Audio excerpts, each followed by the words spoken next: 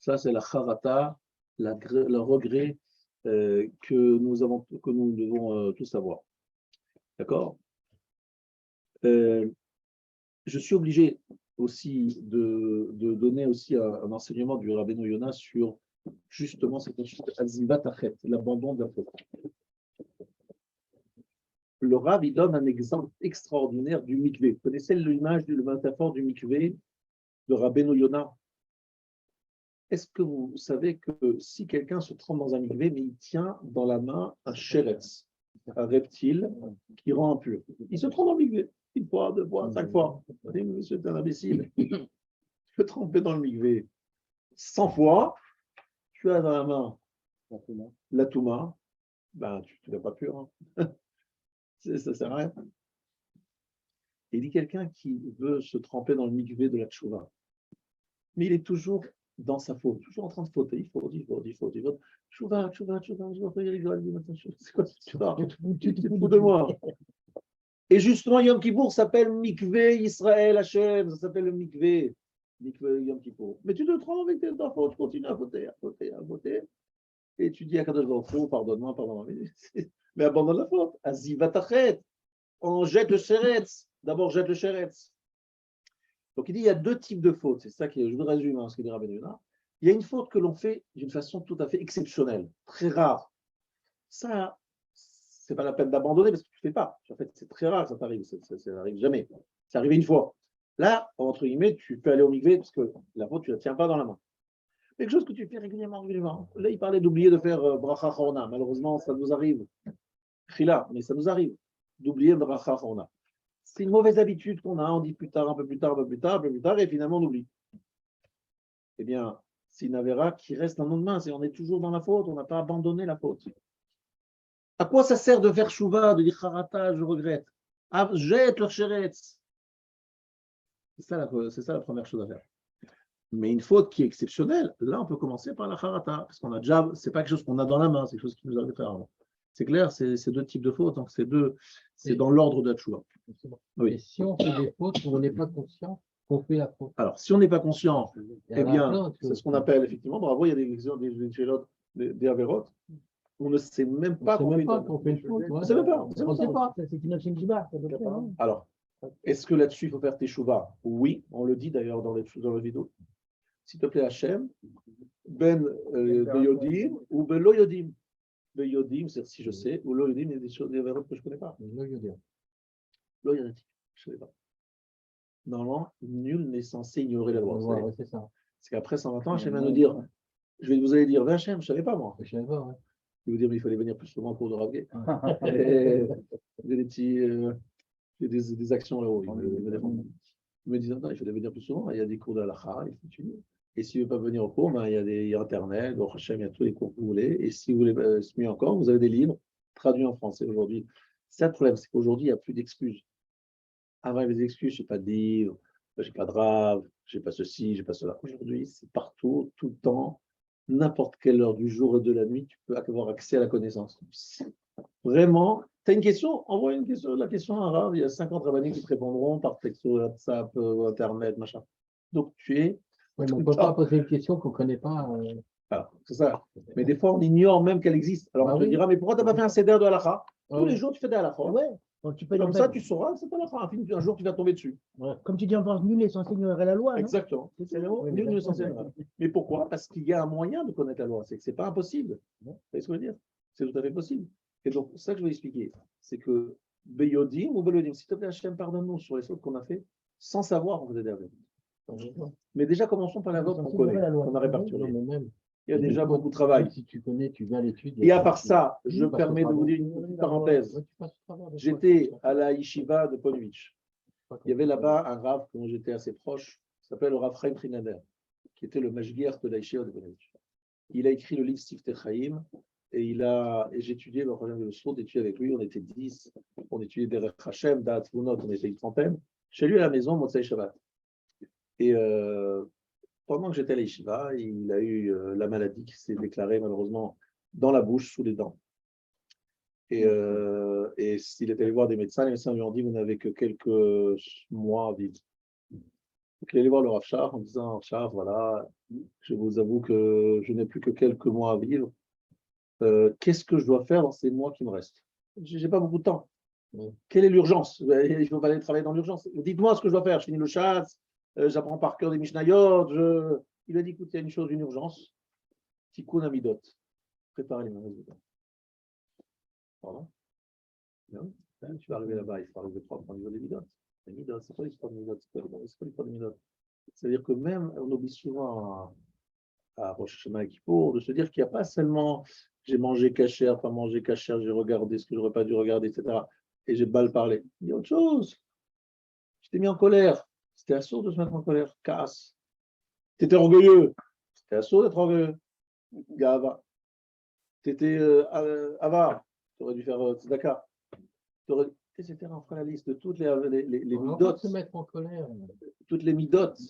Et on doit faire tchouva non seulement sur les ma'asim, mais sur les midot. Et ça, on oublie, Rabotai, on oublie de faire tchouva sur les midot. C'est quoi tous les midot? C'est quoi? C'est que je suis à la maison, ma femme elle m'énerve. Ça m'arrive jamais, évidemment, moi, mais moi, je parle en théorique sur vos voisines. Et vous êtes énervé.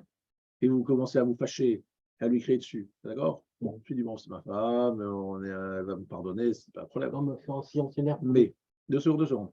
Même si elle pardonne, le fait d'avoir une mauvaise mida qui est la casse, c'est déjà interdit, vous avez compris, c'est pas seulement une question par rapport à elle, c'est que la mauvaise mida, c'est en vous.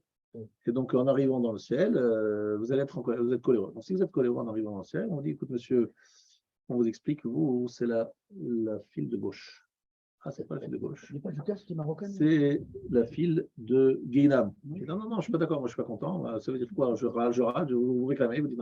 Et vous commencez à vous fâcher très fort. Qu'est-ce que ça veut dire? Je ne comprends pas, mais moi j'ai fait un super chèque à Aleph pour la construction et j'ai donné un tzedaka à mes j'ai me suis levé très tôt, je me suis pris la tête pendant des jours, je n'ai pas fait Shabbat. Vous allez faire tout ça?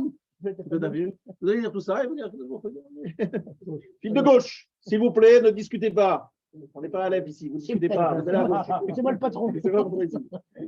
Et vous commencez à vous énerver, etc. Parce qu'en fait, on se dit, mais là-bas, on sera des tzadikim. Sauf la différence, c'est des rayons dans la Gemara, que tel qu'on est ici, on arrive là-bas. Parce que la Neshama, elle est théora. Lorsqu'elle rentre dans le corps, et lorsqu'elle sort du corps, le but, c'est qu'elle reste théora, mais en général, malheureusement, elle se déforme, on l'attache, et les mauvaises midotes restent collées. Donc on arrive là-bas, on réagit comme on réagit. Donc le monsieur coléreux, il va être coléreux là-bas, le monsieur qui râle, il va râler là-bas, celui qui n'est pas content, il va celui qui n'a pas de patience, il va de patience là-bas, et on va se retrouver là-bas avec les mauvaises midotes. Donc il vaut mieux les corriger ici. Je dis franchement, c'est beaucoup mieux que de devoir les corriger là-bas parce que c'est beaucoup plus cher. Ici, il y a un prix spécial, liquidation totale, fin de série, il y a des facilités. Donc je reprends. Pourquoi je vous ai dit tout ça? Parce que je vous ai parlé de l'ordre de la tchouva. Je vous ai dit qu'en fait, ça dépend de quel avéra il s'agit. Si c'est une avéra exceptionnelle, d'abord la charata, d'abord on regrette. Mais si c'est quelque chose que l'on fait souvent, chronique, de façon chronique, on ne peut pas faire charata avant d'avoir abandonné, d'avoir arrêté. C'est-à-dire qu'on a arrêté en fait mitraret. Prenons un exemple, quelqu'un qui est mechalel Shabbat et il décide de faire Shabbat. Magnifique. Une fois qu'il a décidé de faire Shabbat, il regrette d'avoir transgressé Shabbat et Shabbat précédent. Mais s'il est en train de mechalel Shabbat, il va dire charata de quoi? Tu es encore en train de faire Chilul Shabbat. Donc on a ce problème avec la Shonara. On ne va pas se raconter d'histoire. On est presque, je ne vais pas dire sur tout le monde, mais moi, je ne suis peut-être pas Kadosh et Torah là-dessus, loin de là. Alors, qu'est-ce que je vais dire? La Shonara. Je vais dire, tu es gentil, mais tu travailles, tu regrettes. L'année dernière, tu me l'as fait, j'ai écouté, tu as recommencé après. Alors, je vous ai donné une ça. Parce que pour faire une teshuva gmoura du Rambam, ce n'est pas évident. Donc, je vous ai donné une état. Là, je vous explique ça chaque année. Je vous dis, mais je répète, c'est nécessaire, on oublie. Prendre sur soi d'étudier des halachot de la Shonara. Pourquoi? Parce qu'en étudiant la halachot, c'est sûr qu'une fois dans l'année, vous allez vous retenir. Peut-être pas plus qu'une fois. En tout cas, une fois ou 2 fois. Et si vous retenez de le dire, même une seule fois, vous avez un autre statut. Je vous explique. Si chaque fois que vous avez envie de parler, vous parlez, vous appelez Baal HaShonara. Et si vous vous retenez des fois, et puis des fois vous le faites, non, c'est un autre statut totalement différent. Et c'est la paracha de Kitavo aussi. Arour, il y a un statut spécial pour celui qui est Baal HaShonara. Sur le Baal HaShonara, c'est quelqu'un qui parle sans limite. Celui-là, c'est pire que Avodah Zara, Gilo Yarayot, Shekodamim. Mais le Baal Hashana. Mais quelqu'un qui, des fois, il dit non, c'est un sourd, des fois, il se retient, il dit j'aimerais bien, oh là là, ils sont en train de dire du bien de ce monsieur, mais j'ai envie de dire la vérité. En voiture, on a le droit. On a envie de sortir. En voiture, là, il dit en voiture, c'est permis. On a le droit en voiture. Voilà. Ah si, on s'énerve, c'est normal. Non, On n'a pas le droit. la shonara, c'est de raconter à quelqu'un. Non, pas la shonara, de s'énerver. Non. Le cas, c'est assourd dans toutes les Dans circonstances. toutes les situations, même en voiture. Même en voiture. Même quand on conduit. Et même sur la moto, la fameuse moto, c'est assourd. On peut pas s'énerver. Oui, c'est assourd. Ah bon. Dans toutes les circonstances. Maintenant, tu le sais maintenant. Maintenant, tu le sais. Hein. Et je vous donne une Nazara très, très particulière. Je vous dis déjà, Tout en voiture. à Rosh Hashanah, pendant 48 heures, c'est pas que c'est assourd, c'est une bêtise de se mettre en colère. Celui qui se met en colère pendant Rosh Hashanah, sur jamais les gens ne sont pas dire de se faire d'Averot, mais je vous dis pas les midotes. À Rosh Hashanah, il y a des fois toujours des bonnes raisons d'être énervé à Rosh Hashanah. Je trouve toujours des bonnes raisons. Ah, parce que ta femme n'a pas fait ce qu'il fallait, machin. Ou bien que dans la synagogue, il y a un chazan qui t'embête, ou bien ton voisin qui te casse les pieds. D'accord? Il y a toujours une bonne raison. Et le Shem Shamaim, tu te mets en colère. Assourd de se mettre en colère au Rosh Hashanah, il faut 48 heures sans faute, mais pas seulement sans faute au niveau Averot, même des midotes. Bon, ça c'est encore une fois, c'est des idées qui me viennent encore une fois que je suis obligé de vous dire maintenant, et ce n'est pas exactement dans les mots du Rambam. Alors, maintenant, je voudrais qu'on lise la suite. Shlomo Amar, Zechor et Borecha bime bechurotecha. Shlomo dit, souviens-toi de ton Créateur lorsque tu es Bachour. Et lorsqu'on devient âgé, on n'oublie pas de penser à lui. Non. Im lo shav el abime ziknuto, s'il n'a fait tchouva que lorsqu'il est âgé, ou be'et she'i efshar lo lasot ma she'aya oseh, à une période où il ne peut plus faire ce qu'il faisait à l'époque, afal pi she'ena tchouva me'ula, même si ce n'est pas la meilleure tchouva, mo'elet hilo ou ba'al teshuva ou. C'est très clair. Un type, pendant toute la période où il est jeune homme, il fait les 400 coups. Arrivé à 40, 50, 60, il se pose, tout d'un coup, il vient dans les synagogues, il fait des dons, il fait des télim, matin au soir. Après 120 ans, il arrive là-haut, il dit voilà, regardez, je vais tchouva. Il dit ouais, mais c'est très facile.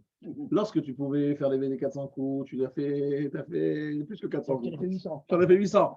Mais maintenant que tu n'as plus la force et que tu es un peu fatigué et que tu as essayé tout ce que tu as essayé, vraiment, tu t'es rangé, tu t'es posé, c'est trop facile. Donc est-ce que ta tchouva est valable? On aurait pu penser que non. Et là, il dit que oui, c'est valable. Mais ce n'est pas une idée, ce n'est pas une bonne idée. Attention, hein, que Chas Veshalom, personne ne sort en disant ah, le rabbin, il a dit qu'il y a une solution gratuite. On s'éclate pendant quelques années et on se retrouve dans quelques années, on verra après. Chas Veshalom. Pourquoi? Parce que là, c'est Echeta Ve'ashur. On en a parlé ça la semaine dernière. Celui qui dit je vais fauter, je ferai le choix après, ça ne marche pas le choix. L'idée pour qu'avant, tu fais tu vas un jour avant ta mort. Quand tu vas mourir, tu commences à faire tu vas le plus possible. Exactement. Afilo Avar Kol Yamal, écoutez bien, il a transgressé toute sa vie. Ve'asat Shuva Beyom Itato, il a fait Shuva le jour de sa mort. Ou Met Bit Shuvato, il est mort en faisant Shuva. Kol Avonotav Nimchalim, toutes ses fautes sont pardonnées. Sheneemar Adashel Otershach Hashemesh Ve'aroi Va'er Va'kochvim Ve'shavu Avim Achar Geshem Shehu Yom Amita Nichlal Shein Zachar Boro Ve'shav Kodem Sheyamud Nislach Lo. Il est pardonné. Il y a des Gemarot Mefourachot qu'on peut être pardonné même si on fait une Shuva une seconde avant la mort. Voilà, Rabbi Lazar Ben Dondaya, c'est un exemple. Il est mort dans cette Shuva et il a fait Shuva. Mais il n'y a pas seulement lui, la Gemara donne plusieurs exemples. Maintenant, vous allez me dire, bah, c'est magnifique. Alors, d'abord, on n'est jamais sûr de pouvoir savoir qu'on va mourir et faire Tchouva avant. Mais même si on savait, ce n'est pas une raison pour faire les Averot. Pourquoi? Parce que même si imaginons qu'on puisse faire Tchouva à ce moment-là, on n'a pas fait de mitzvot. Donc, on arrive là-bas et Hachem, il dit, bon, il n'y a pas d'Averot, mais au niveau mitzvot, c'est pauvre. Donc, on n'a pas de munitions, on n'a pas appris à manger. Quoi. On arrive là-bas, on n'a pas. On n'a pas mon CV. Quoi. On n'a pas mon CV. Non, c'est pas seulement ça. C'est que le Olam Haba, hein, c'est le résultat des mitzvot que tu as fait. C'est elle qui te donne le sachar du Olam Haba. Et si tu as fait tellement d'avérotes, tu te fais que l'avérote toute la journée, même si tu les as effacés à la fin en faisant une vraie tchouva, mais après, il n'y a pas de mitzvot. Il manque de mitzvot. Il n'y a pas de positif. Il n'y a pas d'ave négatif. Donc, tu n'as pas la Kagina, mais le Gan Eden, ce sera ton pain à l'entrée. Tout juste, il y a une plage, ce sera comme ça. Alors que tu verras le voisin qui était à côté de toi, Aleph, qui est juste au Mizrach là-bas, tout à côté de Moshe, Aaron, je ne sais pas bien qui va guerre, le Gaon de Vina, et toi, tu es tout derrière. Oulala, c'est dommage, il y a une grande distance. Alors, tu es dans le Gan Eden, mais tu es vraiment tout juste à la porte. Tout juste à la porte. C'est juste peut-être. Voilà. Ah bon, mais la jalousie, c'est une mauvaise idée. Pardon, la jalousie. Alors, attends. Alors, c'est une très bonne question que vous posez. Sachez que c'est une excellente question. Il demande est-ce que la jalousie existe dans le Olam Haemet? Malheureusement, elle existe. Je déraille. Et c'est pas malgré le Messilat Yeshari, il dit clairement que là-bas, ça va nous faire de la peine de se dire on aurait pu être on était à côté de quelqu'un qui est au top là-bas, et j'aurais pu aussi être. Mais c'est vrai que c'est bizarre parce que, a priori, ça va pas. La jalousie, c'est tamé, c'est pas bon. Et c'est pas une jalousie négative, c'est une jalousie qui est positive. La jalousie, une particularité, c'est qu'elle a un aspect positif. C'est le moteur pour nous faire avancer. La jalousie positive, elle est importante, elle est indispensable, l'élimination positive. Donc, c'est une jalousie sans le côté négatif. Si vous ne voulez pas l'abîmer, vous ne voulez pas le frapper, vous ne voulez pas le tuer. Si vous êtes malheureux vous-même en disant c'est dommage, j'aurais dû aller plus loin, c'est dommage. Ouais. Ça vous fait un petit quelque chose. Et d'où j'ai vu ça, c'est la Gemara que je vous ai citée. Rabbi Shimon ben Khalafta. Il n'avait rien à manger. Sa femme a dit c'est Shabbat, dans quelques minutes. Bon. Alors, il dit à sa femme il sort de la maison, il dit à Kadosh, fais quelque chose. Il y a une main qui descend du ciel, il lui donne une pierre précieuse. Magnifique. Il achète, il arrive à la maison et sa femme, qu'est-ce qu'elle lui dit?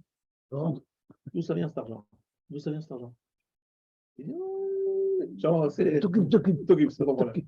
Elle dit, je ne mangerai pas tant que tu ne m'expliques pas d'où ça vient. Il dit, bon, j'ai pas là, j'ai parlé à Hachem, il m'a envoyé, il dirait compte à sa femme, il y a une main qui est descendue du ciel qui lui a donné une pierre précieuse. C'est pas n'importe qui, je ne sais pas si vous allez essayer, moi je ne suis pas arrivé pour l'instant. Elle lui dit, écoute, je ne mange ce Shabbat que si tu t'engages, Motsei Shabbat, de rendre la pierre.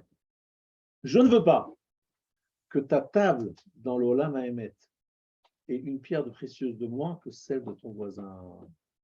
C'était une chaboura de Tamid Racham, de Tanaïm.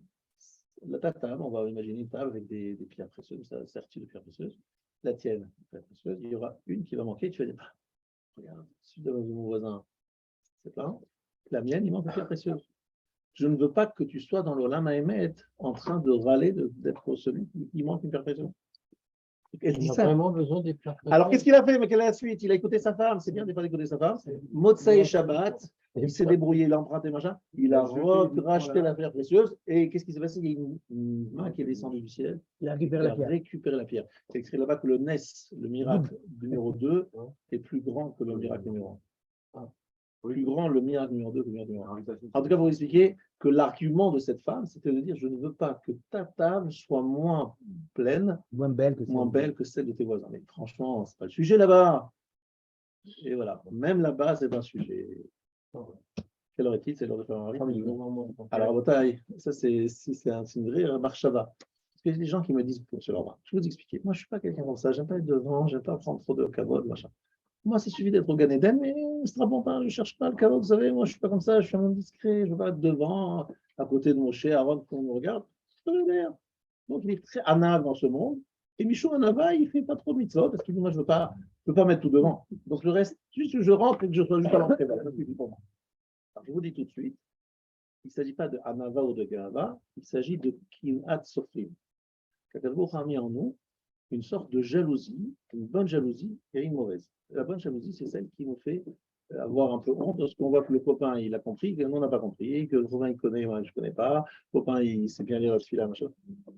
L'émulation. C'est une bonne émulation. Et celle-là, elle ne nous quitte pas après 120 ans. Et dans le Gan Eden aussi, elle ne nous quitte pas. Alors, c'est bien. Et d'un autre côté, des fois, c'est un peu ralent parce que tu te dis, bon, dommage, j'aurais pu, celui-là, il est épuisé. Il est bien placé là-bas. Voilà. Donc, il faut déjà dans ce monde se dire, ne pas être un trop anave dans ce domaine parce que ce n'est pas une question de gava ici. Et un jour, le Rav Steinman, il m'a dit quelque chose de magnifique. Il a dit, le kavod, il faut le chercher. C'est bien de chercher le kavod, mais pas dans ce monde. Pas le monde futur. Le kavod dans ce monde, on s'en fout. Le kavod qu'il faut chercher, c'est le kavod dans le monde futur. Et moi, j'ai vu, un jour, Rav Shach m'a dit, ce Dvar Torah, ce shiur, je vais le dire dans la yeshiva Shelma. Il préparait son shiur à dire devant les tzadikim, les chassav. Il fait un shiur clali là-bas, il faut que ce soit mon shiur. Vous imaginez, Rabbi Akiva, des gens bien autour de la table. Et en fait, Rav Revivo, qui était pour moi un symbole de Anava, il disait toujours, pour monter à la Torah, il disait, s'il te plaît, Ariel, tu me dis quand vous montez à la Torah, tu m'annonces pas, Juste, tu me dis, bah, quel monté? Je suis réveillé, shlishi, machin. Je dis, là, Rav c'est truc, il a dit, shlishi. Bon. Tu me dis à voix basse, Yamon, Moreno, hein, avant que j'ai le temps de dire son nom, il était déjà monté à la Torah, de commencer la bracha. Il ne voulait pas que les gens se lèvent lorsqu'ils montent à la Torah. Donc, il faisait en sorte de ça. Donc, il cherchait à ne pas avoir la main. Lorsqu'il est dans une synagogue, d'ailleurs, en émurgé, il derrière, par terre, tout derrière. Jamais devant, jamais devant. Mais par contre, il y a une chose qu'il aimait, sur laquelle il était très sensible. Si un Talmid Racham, il disait que son chiot, son chidouche, c'était un bon chidouche, une bonne Torah, une belle Havana, là, il n'avait pas de limite, etc. C'est ça que le vrai kavod, c'est le kavod de la Torah et le kavod du Olam Haba. Ça, c'est le vrai kavod. Ce kavod-là, il faut le chercher, oui. Être arrivé là-bas, on passe le tapis rouge, ça oui. Mais pas le kavod dans ce monde. Parce que ce monde, c'est le kavod des ch'touillottes. Regardez, reine d'Angleterre, on dirait que c'est le Gadolador, la référence extraordinaire, la plus grande machin. On parle de tout le kavod, machin. On se dit, mais c'est quoi ce truc? Et l'ionim, les gens qui sont en haut dans ce monde, ils sont en bas dans le monde futur. On est tout derrière. Les gens que l'on ne voit même pas sur Terre, que personne ne regarde, personne ne... Dans le monde futur, ils sont tout en haut. Pour l'homme de l'ombre Haïti, l'homme de la verse. Ça, je ne sais pas entendu. C'est ma team, c'est ma team. C'est ça qui correspond. Et on reprend. Alors. Un souk-bet, oui. Ou Maïa Tchouva. Donc, au deuxième pérec. Donc, dans le chapitre Bet. Chapitre Bet, et à la Bet. Ou Mahi Hatchouva, ou Sheyazov Achotech et O. Quelle est la Tchouva? Sheyazov Achotech et O, Veyasiro Mimachshavto.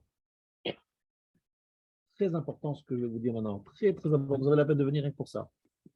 Yasiro Mimachshavto, il doit l'enlever de sa pensée. Veigmor Belibo Shelo Yasiu Od, et qui doit décider dans son cœur de ne plus refaire. Pourquoi je vous dis cette phrase? Parce que j'ai lu dans le Ramchal quelque chose de que j'ai déjà expliqué ici, sans doute des autres années, mais c'est important de le dire dans ce Rambam. Il y a Siro Mimarchavto. Je vais vous expliquer quelque chose. Akirat Ratson qui Akirat Maase. Ça vous dit cette phrase? Je le répète. Akirat Ratson qui Akirat Maase. Je m'explique. Déraciner la volonté, c'est comme déraciner l'acte. Je m'explique. Quel est le problème? C'est que vous avez fait un acte, une avéra. Et on vous dit, faites chouva, charata, zivatachet. C'est quoi ça? C'est des pensées, non, pas tchik-tchak. Même si ça prend beaucoup de temps, tu regrettes, tu as la peine, tout ce que tu veux, d'accord. Mais finalement, l'acte est là. Comment tu vas me faire disparaître ce que tu as fait? Tu as tué quelqu'un. Alors même si tu n'as pas tué, même si tu as tué, mais même si, imaginons que tu l'as fait juste honte, c'est très grave, en tant que public. Tu l'as dit, bref, tu as dit quelque chose de méchant, le monsieur il est brisé, quelque chose de grave. Et tu dis, je suis mitraret, je demande pardon. Désolé, c'est ça en fait. Comment est-ce que je peux enlever un acte par simplement des pensées, même si je l'exprime, je dis voilà, je regrette. Comment on peut dire ça? Comment c'est possible? Comment la tchouva existe? Alors d'abord, premièrement, il faut savoir que la tchouva, elle existe dans un monde qui est Olam HaRachamim. Midat Hadin, pas de choix. Midat Hadin, quelqu'un fait une avéra, sanction immédiate, dans toute la rigueur, pas un seul instant, il a la possibilité de juste de faire ouf, il est déjà mort. Donc ça, c'est Midat Hadin. Midat Rachamim, c'est qu'on laisse le temps. Ouais. C'est Midat Rachamim. Midat Rachamim, c'est pas genre quand les gens disent, les gens ils pensent que Midat Rachamim, ça fait qu'ils vont aller. On est copains, on fait une tape dans le dos. Allez. Désolé. Un petit boukhra, on fait la chaim et puis on oublie. C'est que pas, je ne sais pas si c'est une, on dit que la Torah est une, mais bon, je ne sais pas si c'est lui-même. En tout cas, ce que je veux dire, c'est que là, c'est pas comme ça que ça se passe. Là-bas, c'est rigoureux, c'est rigoureux. Mais Akadosh Baruch Hu dit comme ça. Akirat Ratson, Akirat Maaseh, ça veut dire si tu déracines, si tu n'as plus envie de faire. Quelqu'un qui avait envie de manger du homard, il adore le homard. Passe à Neuilly devant l'écaille de Neuilly et il voit là-bas un homard vivant en train de se balader dans son petit bocal. Et dans son aquarium, il rêve de s'en prendre un petit toboggan et le boîte bouillante, il se fait. C'est ce qu'il faisait pendant 20 ans, 30 ans. Et il y a eu un rabbin, Baruch Hashem, qui l'a ouvert son cœur et il a fait de choses. Il repasse devant les cas de Neuilly, il revoit le homard qui lui fait un petit signe dans le bocal, dans son aquarium. Et lui, qu'est-ce qu'il dit? J'ai pas envie du tout. Akirat Ratson. C'est fini. C'est passé, c'est du passé, c'est plus comme ça. Comme d'ailleurs, Baruch Hashem, ici, dans les Daïra, je vois des gens qui ont fait Tchouva, des gens, certains, ils disent j'étais Mechalel Shabbat, non, je suis plus Mechalel. On vous dit alors c'est dur de pas de respecter Shabbat. Mais pas du tout, c'est pas dur du tout. J'ai plus du tout envie de faire Chilou Shabbat. Donc imaginons après 120 ans, ils arrivent là-haut, on leur dit monsieur, de l'âge de 10 ans jusqu'à 12 ans, 13 ans, on va dire, jusqu'à l'âge de 20 ans, 30 ans, vous avez transgressé Shabbat. Regarde, je vais vous montrer les films. Sur les films, c'est pas moi. Je dis mais monsieur, mais ça fait 40 ans que j'ai arrêté. 40 ans que j'ai arrêté de transgresser Shabbat. D'accord, mais ce que tu as fait jusqu'à 30 ans, tu dois payer. Ah non, mais moi, j'ai plus envie. Ça me disait même plus rien. C'est même pas que j'ai fait. Akirat Ratsa, ça me dit plus rien du tout. C'est-à-dire que la personne qui a fait ça, c'est plus moi. C'est même plus. C'est tellement étranger à moi que. Et d'accord, mais c'est fait, c'est inscrit, c'est enregistré, c'est regardé le film, c'est HD, 3 Blu-ray, tout ce que vous voulez. Il y a eu Akirat Ratson. Akirat Ratson, ça veut dire que ce n'est plus moi, je me sens plus, je ne m'identifie plus à cette personne parce que j'ai plus envie de faire ça, c'est plus moi. Akadosh Baruch Hu dit Akirat Ratson puis Akirat Mas. Comment ça fonctionne? Alors, je donne cette métaphore. Imaginons un arbre qui est majestueux, magnifique. Qu'est-ce que vous faites? Vous enlevez les racines, vous découpez les racines. Et l'arbre, il est toujours aussi majestueux, mais vous le savez très bien, ça ne va pas tarder. Il a plus la source, la sève, etc. Il ne marche plus, il va bientôt mourir, il va s'assécher, etc. Ainsi, la Avera, pour qu'elle soit vivante, il faut qu'il y ait toujours un ratson. C'est comme si c'était un être vivant qui nous accompagne. Quelqu'un, il fait une Avera, comme s'il y avait un être vivant qui l'accompagne. On ne le voit pas, mais il est à côté. Le Harizal, il vous rencontre, il dit ah, qui c'est à côté de vous là? Qui vous parlez? Et le Harizal, il voit. Il nous accompagne un malach pas très sympathique et dit mais voilà, c'est écrit sur votre front et je vois à côté de vous un petit monsieur qui se balade. Je sais bien, qu'est-ce que tu as fait hier soir? Lui, il ne sait pas, il ne l'a pas vu. Mais le Harizal, il le voit. Et ça, c'est parce qu'il a encore un cachot à cet avéra. Mais s'il coupe la racine, bien ce malach, il se déliquéfie, il n'existe plus, il disparaît. Parce que il y a plus de. C'est pas moi, c'est plus moi, c'est un autre. C'est une vie ancienne. C'était moi il y a longtemps, je ne suis plus cachot à ça. Akirat Ratson, qui est Akirat Mas. Déraciner la volonté de faire la. Et vous savez quoi? Moi, ça m'intéresse quand même de voir ce que c'est la reine d'Angleterre. Parce qu'il y a un grand claque, vous devez savoir, ce qui se passe dans la terre, au niveau de Malchut. Ce qui se passe sur la terre au niveau des juges, de la justice, c'est un peu un reflet de ce qui se passe là-haut. À Shamaïm, il y a la notion de Malchut, mais ça on parlera peut-être à Rosh Hashanah. Et là, ce soir, ce qui m'intéresse, c'est la notion de Tchouva. Si vous allez devant un juge et que vous êtes accusé, il y a eu, par exemple, les attentats du 13 novembre, il y a eu un grand. Si l'accusé, il montre qu'il regrette, qu'il pleure, qu'il demande Mechila, c'est sûr que les juges, ils prennent ça en disant non, c'est plus le même homme. Oui, avant, c'était un terroriste, un ennemi de la France, mais ça y est, il a changé, etc. Là, ils ont évalué si ce monsieur qui restait le survivant, est-ce qu'il avait vraiment complètement été. Il a coupé le lien avec. Et ils ont des doutes. En fait, ils ont vu que pendant longtemps, il n'a pas vraiment regretté. Bref, ils ont considéré qu'il n'était pas vraiment Baal Tshuva. Mais même un être humain qui juge un autre, il comprend que ça, c'est important. Est-ce que tu es toujours le même? Ou est-ce que tu as changé? Kabotaï, si on pouvait arriver le jour de Rosh Hashanah, d'être des êtres nouveaux, Khilouche. C'est-à-dire que celui qui a fauté l'année dernière, il n'existe plus, c'est fini. Vous allez me dire, bon, monsieur le rabbin, vous parlez de quelque chose de très théorique. Et moi, vous savez, j'ai vu ça, j'ai vu. Vous savez ce que j'ai vu? Lorsque les filles du séminaire arrivent chaque année, je leur dis, écoutez, vous avez décidé de repasser un an au séminaire. Se plonger un an au séminaire, c'est se plonger un an où il y a des rabbiniques qui vous parlent, une ambiance de Torah, etc. Vous avez décidé de mettre un terme à une vie que vous avez jusqu'à présent, et vous êtes dans un environnement protégé, qui vous fait avancer tous les jours, etc. Moi, je suis sûr qu'à Rosh Hashanah, vous dites à Kadosh Baruch Hu, écoute, c'est même pas besoin de faire tchouva sur le soir. Le fait même d'être rentré dans ce système, c'est clairement couper tout ce que j'ai fait jusqu'à présent. L'année dernière, j'étais en train de faire n'importe quoi, et cette année, je suis rentré à la yeshiva. Voilà. J'étais en train de faire les 400 jours, je reviens de Thaïlande, où j'ai fait toutes les avérotes possibles. Et j'arrive et je m'inscris à la yeshiva de Ponovitch. arrive à Rosh Hashanah, c'est sûr que c'est pas la même bonhomme, quoi. C'est pas le même truc. Parce que là, j'ai changé d'environnement. Je crois pas qu'on te Ben, vous allez dire, bon, ça c'est des cas exceptionnels. C'est un c'est dos pas grave. qui est spécial.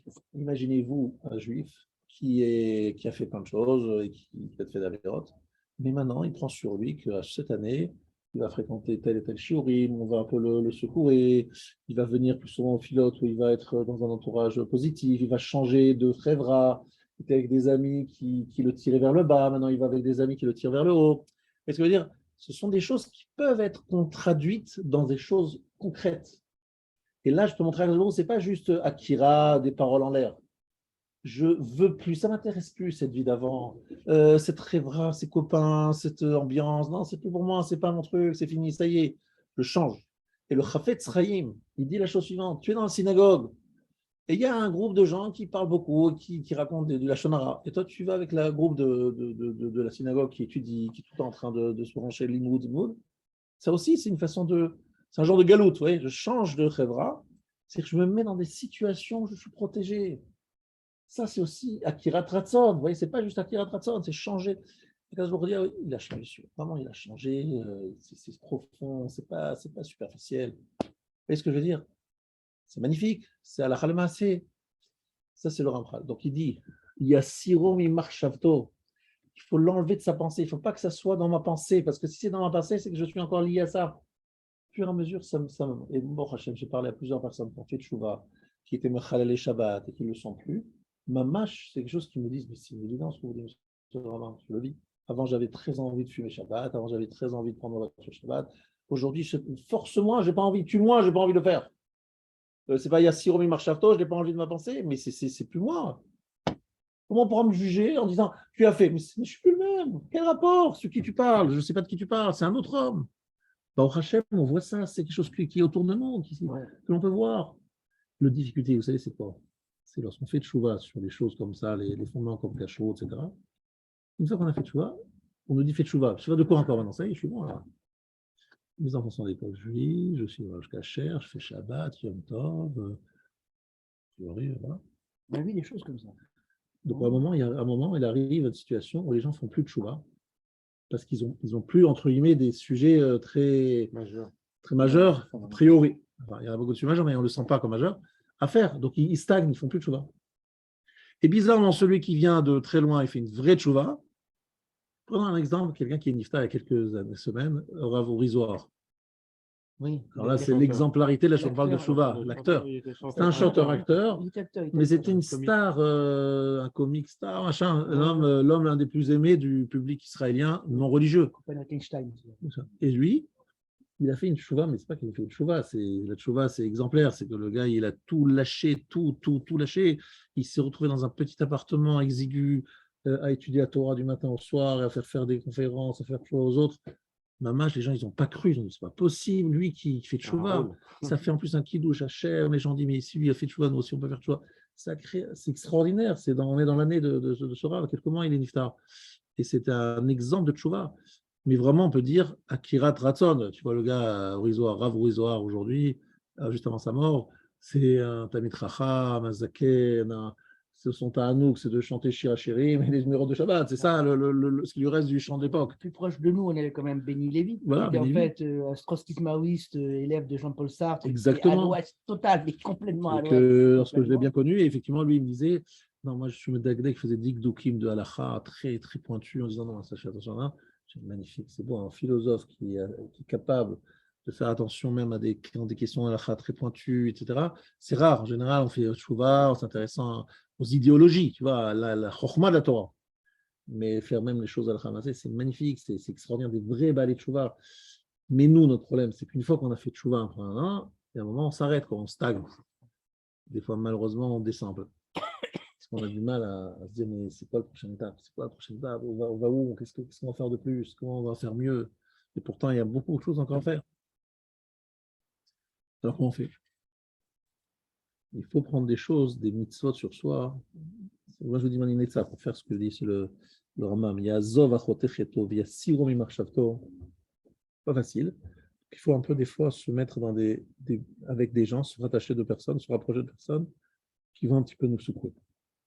Ils ne vont pas nous aider les gens qui diront toujours, ah, tu es super, tu es magnifique, je t'adore, t'es machin. De temps en temps, ils vont me dire, attention, on a rapproché de gens, de rabbanim, d'un chaver. Ça, c'est une possibilité de faire tchouva, une tchouva magnifique. Il y a Sir Marshavto, Veigmor Belibo Shelo, il y a Od. C'est dur de décider et d'être sûr de le faire. Donc, il faut se mettre il faut donner des garanties. Un mashkon. Lui, il va me garantir que je ne vais pas me lâcher. Donc, c'est pour ça que nous avons tous l'obligation d'être se rapprocher d'un rav, se rapprocher d'un chaver, d'un bon chaver, bon shachen. C'est que bonne fréquentation, c'est très important, c'est fondamental. Toutes les petites synagogues, les petites communautés de province, elles sont en train de disparaître les unes après les autres. Pourquoi? Parce qu'il n'y a pas une chevra, il n'y a pas de force, il n'y a pas d'émulation. Alors les gens, qu'est-ce qu'ils font? Ils fréquentent des non-juifs, des enfants, etc. Et tout le monde s'assimile et il n'y a plus rien. C'est vraiment quelque chose qu'on voit devant nous. Parce qu'on a besoin d'être proche d'un... On n'est pas des anges. On est des êtres sociaux, des autres sociaux, on a besoin de relations sociales. Alors, Ken Yitnachem al Sheavar, il doit regretter le passé. Chez les marques, Yachare Shuvi Nichamti. Veyaïd alav Yodea Ta'alumot. Alors là, cette phrase, elle fait voler beaucoup d'encre, je suis obligé de vous dire. Il témoignera sur lui, Yodea Ta'alumot, celui qui connaît les choses cachées, Shelo Yashuv Leze Achet Olam, qui ne recommencera jamais cette faute. Il faut qu'Hachem puisse témoigner, celui qui sait ce qui est les choses cachées, que cet homme-là, qui fait tchouva, c'est tellement sincère, lui, il sait ce qu'il y a dans les cœurs, que cette tchouva est tellement sincère que jamais il recommencera cette faute. Le Olam, c'est le mot du Rambam, chez Neymar, Velo Neymar, Venomar Elokenu, Betzarich Lidvadot Bisvata, Velomar, Inyanav, Elu Shegamar Bedivor. Il faut dire dans sa bouche, il faut exprimer, pas simplement y penser, il faut simplement dire avec ses lèvres, exprimer ce qu'il a décidé dans son cœur. Donc vous voyez, c'est pas évident. Alors cette phrase, elle a fait couler beaucoup d'encre parce que les gens disent on est mort là. Qu'Hachem puisse témoigner que jamais on recommencera cette avéra. C'est-à-dire qu'on n'est jamais sincère tant qu'on prend la fête. Tant qu'on l'a fait, on n'a jamais été sincère. Voilà, je dis franchement, j'avais 17 ans, je suis arrivé à l'Eshiva, j'étais un petit peu. Je ne connais pas grand-chose. Benjamin, j'arrive, je rencontre un des Gdol Israël, le Rav Gadol Aizvad, et je lui dis voilà, qu'est-ce que vous pensez, comment on valide Rosh Hashanah Kippour? Alors il dit comme ça, comment on valide Rosh Hashanah Kippour? Et il me dit, moi, je ne suis pas sûr d'avoir fait une fois dans ma vie un al-khet shechatanu lefanecha sincère. Et lui c'est un élève de la Shila de Kelm. Il avait 70 ans, ce que j'ai vu. Je ne suis pas sûr d'avoir fait une fois un chet, à vidouille, ça veut dire une expression sincère, un seul. Et il a 70 ans, et il était dans les endroits les plus prestigieux. Ça m'a un peu les boules. Alors, vous savez qu'on est barré, on allait le voir, on avait dit, Rav, s'il vous plaît, faites un petit coup là, donnez-nous une facilité, c'est trop dur, ce que vous mettez la barre trop. On est des jeunes, on a 17 ans, 18 ans, on veut passer Rosh Hashanah Kippour, on veut être sûr d'avoir fait quelque chose. Il a dit, il y a une coula. Il nous a trouvé une coula très intéressante. Et depuis des années, je le répète, il dit qu'en fait, si quelqu'un prend une seule Kabbalah, une seule, et qui tient toute l'année, ça peut, dans la coula, c'est une grande coula, dire à Kadal Baruch, écoute, t'as vu, j'ai changé. J'ai changé, j'ai appris un petit détail. Non, mais ce détail, je l'ai pris, je le tiens, je le tiens, je ne le faisais pas avant, je le fais maintenant. Donc, Kadal Baruch, il peut être mis que j'ai changé. Voilà, j'ai changé. Il m'a dit, ça c'est le minimum de ce qu'on te demande en Rosh Hashanah. Bon, on était contents parce que finalement, on s'en est sorti pas trop cher. C'était pas trop cher l'histoire. Parce que lui, au début, il nous a dit, je ne sais pas si j'en ai fait un seul dans ma vie, un vrai al-khet. Et d'un autre côté, il nous dit, bon, c'est-à-dire, en fait, il nous a dit, ça c'est la coula, c'est d'essayer de prendre au moins une Kabbalah sincère, à Neila, que l'on tienne toute l'année. Une seule. Et leur avoda à eux, c'est qu'ils prenaient beaucoup au début de Elul, et au fur et à mesure qu'ils avançaient les jours, ils réduisaient le nombre de Kabbalot. Et à Neila, ils avaient le Kabbalot au minimum pour être sûr que ça tienne un an, que ce soit émettre. Et j'ai trouvé des gens, plus Mekilim que lui, qui m'ont dit si ça tient 2-3 mois, ça passe, il y a quelque chose dans le ciel. Bon. On peut s'engager à ce que le dé nous semaine à moi ou ça ne marche pas ça? Voilà. Le problème, c'est lui, il m'avait dit, je vous dis son nom, il m'a dit ah non. Que je tienne, non. Vous avez compris ce qu'il a dit? Que tu tiennes quelque chose que tu as pris à Rosh Hashanah Kippour, et que par le fait que tu l'as pris à Rosh Hashanah Kippour, tu tiennes ça jusqu'au l'année d'après. C'est ce qu'il m'avait dit. Mais après, C'est que c'est le à Rosh qui Kippour, il reste avec toi toute l'année à travers un acte. Vous voyez, c'est ça l'idée. Mais après, ce soit à qui? C'est-à-dire, je sais pas, je prends celle-là, puis pour celle-là, j'abandonne, je prends une autre. Celle qui est acquise, il faut qu'elle rende. C'est pas sûr, non, c'est pas Ah sûr, parce bon? que si l'année Je pense d'après, tu qu'il fallait prends. un effet cliqué, quoi. Celle qui est Non. acquise, il faut le laisser déjà acquis. Ça dépend, parce que Ouais. l'année d'après, tu peux prendre un autre domaine. Oui, mais celui que tu avais avant, est-ce que tu peux renoncer? C'est une bonne question. On lui a pas posé, la idée, je n'ai pas posé cette question à Sora, mais j'ai une bonne question. Mais il m'a dit que chaque année, il faut que le Rosh Tu connais Kippour, il l'effet reste cliqué. vivant à travers quelque chose de concret. C'est ça. C'est-à-dire que des fois, tu viens, là, j'ai. Non, parce que non, tu peux imaginer qu'une année, tu te dis, je vais me spécialiser dans tel domaine, et puis une année, je vais travailler dans un autre domaine, tu vois. Quelqu'un comme ça. qui va s'aider, je ne vais pas m'énerver, dire halal. Mais cette année, c'est des fois, c'est Celui qui dur. prend ça, c'est une erreur. Je pense que C'est c'est une très erreur. dur. C'est très, très dur. Non, il ne faut pas le faire ça parce que c'est trop dur, tu ne peux pas le faire. Tu vois, par exemple, tu peux dire, je ne vais pas énerver entre telle heure et telle heure. Il y a pas mal. Par exemple, une demi-heure par jour. Quand je dors. Non, tu vas prendre un moment où tu as une séance, pas un moment où tu prends ça, pas entre 4h et 5h du matin. Tu te réveilles, on regarde. En tout cas, tu prends sur toi pendant un horaire où on pourrait se mettre en colère. Tu dis, pendant cette demi-heure, quoi qu'il arrive, en plus, ta femme, il ne faut pas lui dire, parce que si tu lui dis, elle va en profiter. Juste à cette heure-là, cette demi-heure-là. Et non, sache que toujours, dès que tu prends une Kabbalah, il y a toujours à ce moment Mais quelque c'est chose Rara qui qui est vient, là pour te qui arrive casser. pour trouver justement, tu as pris sur toi, tous les problèmes qui te tombent dessus, t'en veux. Bon, bref. Je me suis un petit peu abandonné. Vous avez compris, je cherche des coulottes, c'est trop dur. Yaïd Allah, Chelo Yarson, etc. La vraie tchouva, c'est ça. Hein. Tchouva Gmoura, c'est sûr que c'est ça. Tchouva tel qu'il ne recommencera jamais. Jamais.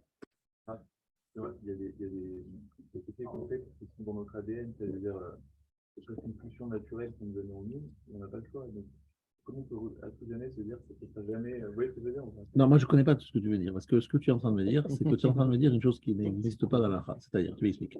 Tu me dis, j'ai une pulsion. Alors je te rassure, on a tous des pulsions. Je ne peux pas résister. C'est ce que tout le monde voudrait pouvoir dire devant Kadosh Baruch Hu après 120 ans. Le seul problème, c'est qu'après 120 ans, Kadosh Baruch Hu te dit, ah d'accord, tu ne peux pas résister du coup là-dessus. Ça veut dire que moi, lorsque je t'ai donné la Torah, je me suis trompé. C'était tout le monde sauf toi. Non, ça m'excuse. C'est-à-dire, si par exemple quelqu'un dit, écoutez, monsieur le rabbin, il faut respecter les lois de Nida, c'est-à-dire qu'il faut se séparer de sa femme 12 jours par mois, je ne peux pas. Moi, maximum 7 jours. Celui qui dit ça, après 120 ans, je ne suis pas sûr qu'il pourra défendre son bifteck devant Kadosh Baruch Hu. Je vais vous le dire avec monsieur. Il y a plein de gens qui l'ont fait, qui sont réussis. Et moi, je t'ai fait, je t'ai construit, je sais que c'est possible. Mais moi, je ne vous savez pas, mais vous m'avez mis un Yitzhara de folie. Non, je vous ai trompé. Vous avez mal dosé mon Yitzhara. Moi, je ne sais pas pourquoi, mais vous êtes trompé de dose. Vous en avez mis trop. Et donc, je n'irai pas. Est-ce que tu penses que ça va passer? Non, ça non. Je veux dire, ce que vous avez dit, c'est que dans sa tête, ce soit loin de lui. Évidemment qu'on doit résister, tout le monde peut résister, mais maintenant, de dire que dans sa tête, c'est vraiment terminé, que c'est vraiment possible. Alors que c'est en nous. Vous voyez ce que je veux dire? Alors, moi, je te donne un exemple. Je te donne un exemple que j'ai vécu. Ce que j'ai vu. Tu vois ce que je veux dire? Est-ce que tu ne connais pas les gens qui étaient Mechalel Shabbat, qui aujourd'hui, pour rien au monde, ils transgressaient Shabbat? Tu as vu? Est-ce que tu as vu des gens qui mangeaient pas kasher, qu'aujourd'hui, pour rien au monde, ils ne mangeraient pas kasher? Mais Shabbat, alors, comment? Ça ne pas envie. Vraiment. Alors, s'ils ont envie, c'est pas grave, moi, ça ne me dérange pas. Mais c'est vrai que c'est niveau plus élevé. Il ne peut jamais penser le faire. Il a envie, mais jamais il le fera. Tu as compris la différence? Oui, bien sûr. Mais moi, je n'ai pas demandé plus que ça. Tout à l'heure, quand vous avez dit, si vraiment, c'est même plus dans ses envies. Alors je te demande de m'excuser, je vais me corriger un petit peu. Est-ce que vraiment le but, c'est de ne plus avoir du tout envie de faire une avéra du tout? Ça veut dire, est-ce que c'est bien, c'est une bonne chose? Alors, la Gemara dans Choulin, elle te dit que tous les goûts qui sont interdits par la Torah ont des situations permises. Et la Gemara dit, ah, Tomar Ifshi, ne dis pas, ça ne m'intéresse pas, non, je veux... Thomas Ifshi, oui, ça m'intéresserait de manger, mais c'est Akadosh Baruch Hu qui m'interdit. Donc tu vois que ce n'est pas tout à fait comme ça. Simplement, ce que j'ai voulu dire, c'est que jamais dans ta tête, tu dirais j'ai envie de le faire. J'ai envie de le manger, oui, mais je ne le ferai jamais, je n'ai jamais pensé que tu vas pouvoir le faire, tu vois. Voilà la différence. C'est comme fumer Shabbat, tu vois. Et les fumeurs, les grands fumeurs, c'est très dur pour eux Shabbat. Mais jamais ils fumeraient Shabbat parce qu'ils savent que c'est assaut. Mais c'est vrai que c'est. Mais c'est vrai qu'ils ont très envie. Comme les accros au téléphone. Les gens qui sont accros au téléphone, tu ne peux pas le lâcher 2 Alors secondes. ça, je suis pas d'accord, j'ai compris. Ça, ces gens-là, il faut absolument qu'ils aillent faire une cure. C'est pas bien. Non, non, mais je dis franchement, Alors, dans ce je cas, suis je malheureux. vais prendre un très Je bien. suis sérieux, malheureusement, il y a ce qu'on appelle l'addiction Oui. au numérique, au portable. C'est un vrai sujet qu'il faut traiter, et sérieusement. Et urgemment, il faut aller chez un médecin spécialisé. Alors, ce n'est pas le médecin généraliste qu'il faut aller. C'est un autre type de médecin et il faut absolument se guérir. Pourquoi? Parce que je raconte, ce que je peux te raconter quelque chose, une petite chose que personne ici saura qui c'est la personne. Il y a une personne à Aleph qui m'a dit, ma femme, elle dort avec son portable, elle se réveille avec son portable, elle rentre aux toilettes avec son portable, elle ne quitte pas d'une seconde. J'ai l'impression que c'est. J'ai l'impression de ne pas vivre avec ma femme, quoi. Elle est tout le temps en train de regarder son portable. On n'a Pour pas moi, d'enfant. c'est une addiction. Non, elle a des enfants. Et même les enfants souffrent. Même Shabbat, non, Même les enfants, ils Shabbat, souffrent. quand même. Shabbat, non. Mais c'est une addiction. Elle n'arrive pas à se libérer. Elle arrive toujours à regarder tous les 3 secondes. Et je me demande, je vous dis, moi, des fois, je me dis, mais qu'est-ce qui m'arrive? Pourquoi je regarde si souvent ça suffit, laisse-le. Comme si on oublie-le, faisait quoi. avant qu'il y en avait. Nous, on a connu ça. Voilà. On a connu avant. Libère-toi de son emprise, ne sois pas son serviteur. Alors, sur le chef Shamaïm, c'est pour la mitzvah, des gens qui t'appellent pour une sheila d'Alakha, tu vois. Il y a un moment, des fois, c'est pas possible, je ne peux pas être tout le temps avec mon portable. Il faut être capable d'être maître de soi-même. Ils ont dans un de vos shiurim, là-bas, Oui. si je me rappelle bien, il avait parlé du Rav Salanter, je crois, Personne. qui disait, pour votre réponse à la question, sur votre contrôle, c'est le sens de la répétition. Il disait, donc, quand on a une pulsion, de prendre cette pulsion, d'y trouver la réponse. Par exemple, je suis en colère, donc tout à coup, je me retire, il ne faut pas que j'agisse. Donc, je me retire, c'est mon leitmotiv. De dire à chaque fois, je me répète, la répétition conditionne, amène à dégager la pulsion. C'est ce que j'ai entendu, vous l'avez dit un jour. Et je trouve que c'est extraordinaire. Ça peut aider. Je peux dire que ça marche vraiment. Ça peut aider, exactement. Bravo. Mais en tout cas, ce que je veux dire, chacun peut faire un travail personnel, c'est ce que ça veut dire. Mais je voudrais te dire une chose qui fait partie de mes gros dadas, mes gros principes que je répète, que j'ai entendu du Rav Wolbe qui a cité le Rav Yitzhak Koutner et que je répétais souvent. Rav Yitzhak Koutner disait la kfira, c'est-à-dire l'hérésie de notre génération. L'hérésie de notre génération. Rav Wolbe, il est mort dans les années 70. Donc, notre génération, l'hérésie moderne, c'est de croire que l'homme n'a plus le libre arbitre. Les gens se disent, je ne suis pas capable. Je n'ai pas la possibilité, je n'ai pas la force, je ne peux pas, je n'ai pas de solution. C'est malheureusement une grande épreuve qu'on a dans la génération, mais elle vient de 3 personnages. Je vous rappellerai que j'ai souvent regardé ce Torah qui m'a marqué. Il a dit, à cause de Darwin, Marx et Freud. Quel rapport? Mon Rav Wolbe, il était à la fac, à Lausanne. Il était un des élèves d'un des grands philosophes, des grands psychologues de l'ère moderne. Ouais. Son père lui a imposé, il était prof de fac à Berlin, son père. Il lui a dit, je veux que tu fasses. Bon. Donc, il était à Montreux à Yeshiva et en même temps, il allait à Lausanne. Il a dit quelque chose d'extraordinaire. Darwin, il a dit, l'homme descend du singe. Marx a dit que tous les hommes sont égaux, qu'ils sont tous à l'origine du communisme, du socialisme, vous le savez très bien. Et Freud a dit que l'homme, dans son subconscient, il a une grande violence et une attirance sexuelle incroyable. Et que c'est ça le fond de l'être humain. C'est comme ça, c'est dans son subconscient, c'est plus fort que lui.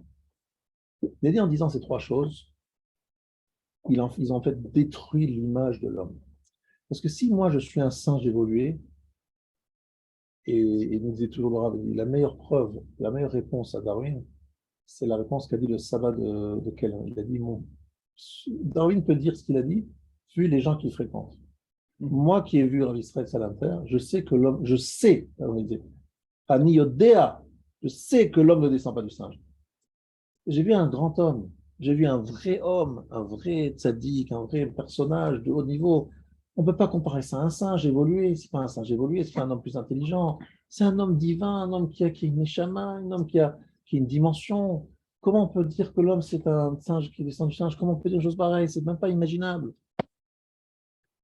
Deuxièmement, Marx, quelque part, il a introduit l'idée de l'égalité, mais dans le sens, c'est tout ce que ça a donné l'URSS, l'Union soviétique, le socialisme, le communisme.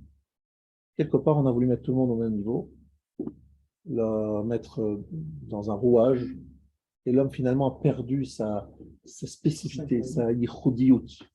On appelle le terminisme historique, celui qu'il a mis en place avec Engels. Et Freud a dit aux gens, vous savez, si vous êtes des pervers sexuels, c'est pas de votre faute, c'est de votre subconscient, c'est plus fort que vous. Qu'est-ce que vous voulez faire? Et si vous êtes un peu trop violent avec votre femme ou avec votre voisin, c'est comme ça, c'est dans votre subconscient, c'est vous. Qu'est-ce que vous voulez faire? Vous voulez changer, c'est comme ça. Et si vous êtes homosexuel, Ça, des non, gens. c'est possible. Vous leur répétez ça, C'est comme ça le truc. vous perdez à l'homme, vous demandez à l'homme la dimension divine et la grandeur de l'homme. Et je trouvais ça tellement magnifique. Et après, il a ajouté quelque chose de terrible. Il a dit, vous savez pourquoi les nazis viennent d'Allemagne, pourquoi l'Allemagne a produit le nazisme? C'est quelque chose d'incroyable. Il dit, parce que l'Allemagne concentrait les plus grands artistes, les plus grands scientifiques, les plus grands sociologues, les plus grands philosophes, les plus grands dans tous les domaines. Musicien. Les plus grands musiciens. Tout, dans tous les domaines, ils étaient au top. Mais lorsqu'un homme, il n'a pas la construction, il ne sait pas construire, il ne sait pas se construire, eh bien, cette force incroyable qu'ils avaient chacun dans leur domaine se sont réunis pour faire la plus grande horreur du monde. Et c'est un grand message qu'Hachem nous apprend. Des grosses têtes, un cœur très sensible, parce que un artiste peut donner le monstre absolu qu'a été l'Allemagne nazie. Ce qui garantit, et il nous a raconté aussi un truc incroyable, il disait qu'il y a un jour, il y a une réunion de tous les plus tops du monde, les plus grands scientifiques, tous se sont réunis à Berlin pour faire un grand symposium. Et un s'est levé, il a dit, on a des représentants de toutes les matières, de toutes les Discipline. disciplines. Il y en a une seule qui n'est pas représentée ici. La religion.